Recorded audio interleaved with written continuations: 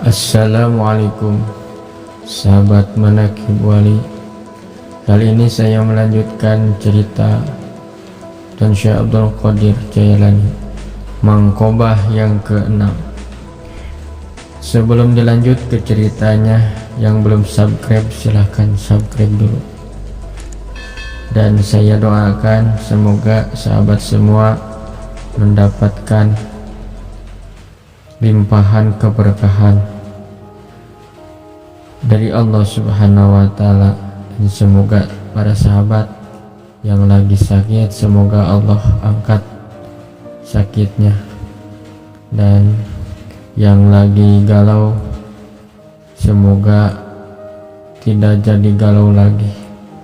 Simak terus cerita kelanjutannya.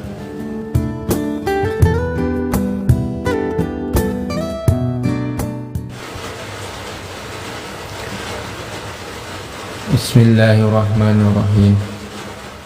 Mangkobah anu kagenepna nyarioskeun ngahirupkeun hiji jalma ti jero kubur.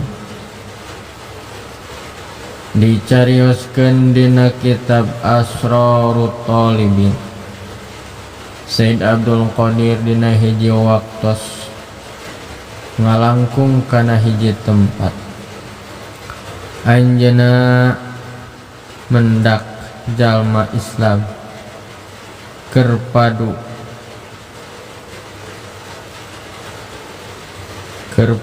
paloba-loba omong jeung bangsa Nasrani.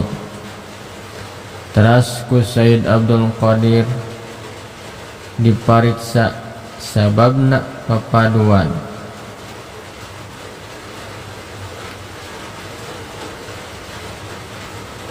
Cek bangsa Islam eta Gusti palus-alus Nabi sanggem abdi utami keneh Kanjeng Nabi Muhammad sallallahu alaihi wasallam.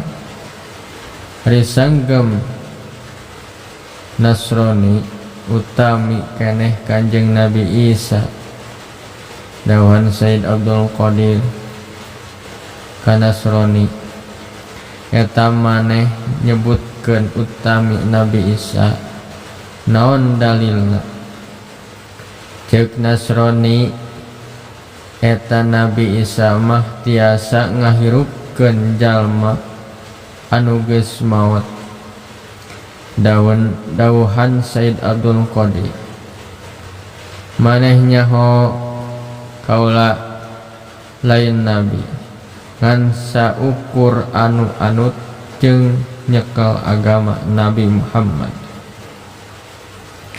Ceuk Nasrani, kantenan bae terang nama. Dawuhan Said Abdul Qadir, lamun kaula bisa ngahirupkeun anu geus maot, maneh rek iman ka Nabi Muhammad sallallahu alaihi wasallam. Jawab Nasrani, kantenan bade iman. Dawuhan Said Abdul Qadir, coba orang neang kuburan anu geus seubeung, nya manggih kuburan anu 500 tahun lamina. Dawuhan Said Abdul Qadir, Nabi Isa ari ngahirupkeun anu geus maot kumaha pokna? Ceuk Nasrani, kum biidnillah, hartosna hudang maneh kalawan izin Allah.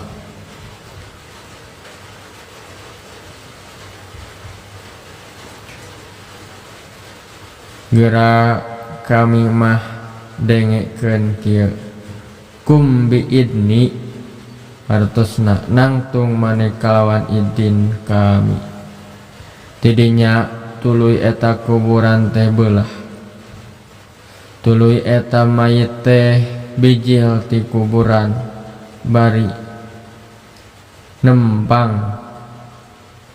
Tadina eta jalma teh tukang nembang. Teras eta Nasrani asup Islam.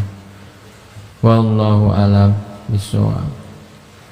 Sekian para sahabat Manaqib Wali, Kisah Tan Syekh Abdul Qadir Al-Jailani mangkobah anu kagenep.